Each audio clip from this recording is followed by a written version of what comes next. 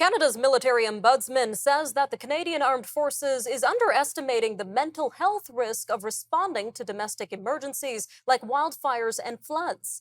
Gregory released a new report yesterday examining mental health supports for the 28,500 reservists in Canada. Now, he says that the military needs to do a better job of making sure that reserve members get pre-deployment mental health screenings and follow-ups. Well, joining us now to discuss the report is Mr. Gregory himself. Sir, thank you again for your time today.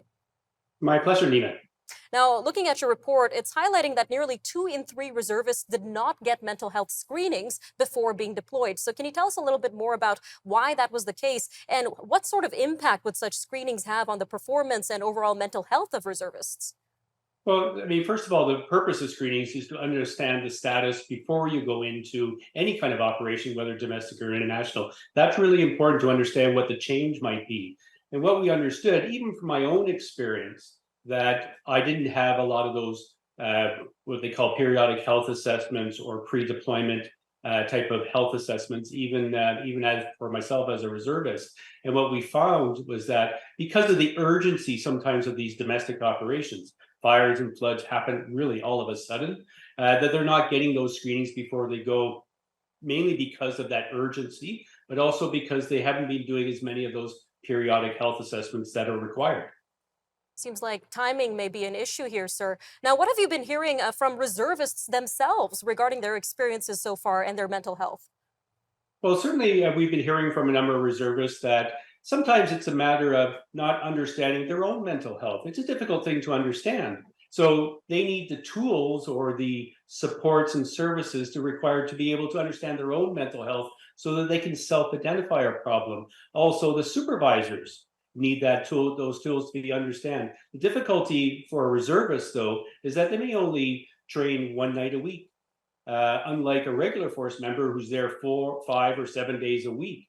So it's difficult for a supervisor sometimes to see those changes. So that is the reality of being a reservist, and so they need better tools in order to help them do their job and understand their mental health.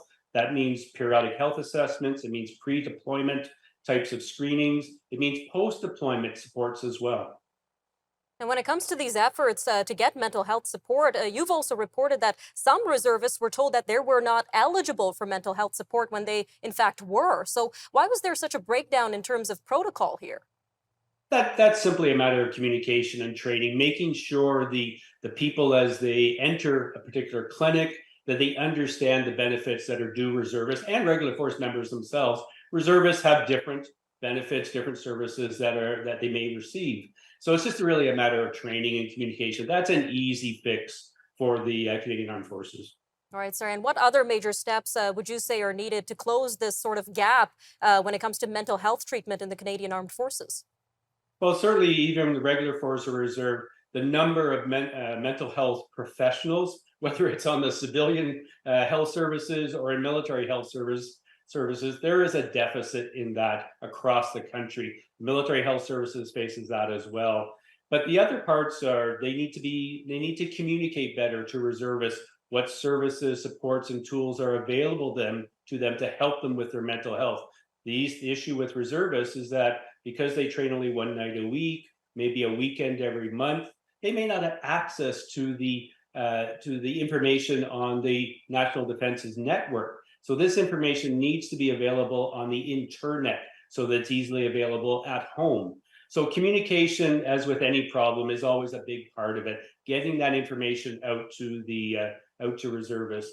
The other element, though, is that they need to better understand what mental health is, as we all do. And so this is particularly important for reservists. Those pre-deployment screenings are important.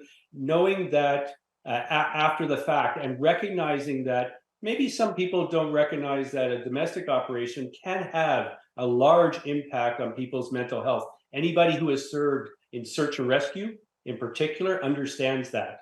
And so making sure that people do those check-ins as they come back from an operation. A simple phone calls can sometimes be the best thing. How are you doing today? That type of thing. And what we've recommended is lots of people do that, but make it into a more rigorous and formal process so that we are tracking any changes that occur.